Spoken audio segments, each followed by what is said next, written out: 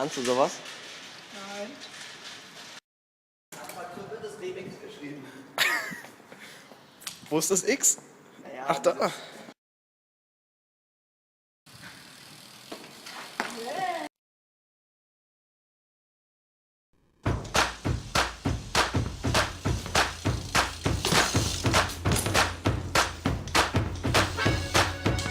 Kommer från fel lilla gården från andra sidan spåret. Jag växte upp med zigenare och romer som spelar handklaver och ville spå mig. Lärde mig farsa tände en flaska Explorer.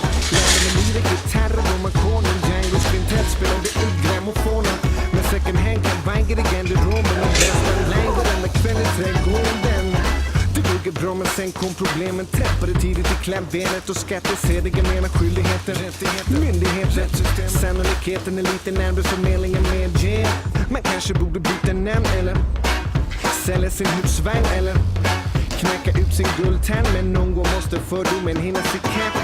Du kan kalla mig utanför för att jag inte gjorde som de andra gjorde. Men de gjorde som de gjorde förr. Ursäkta om jag stör.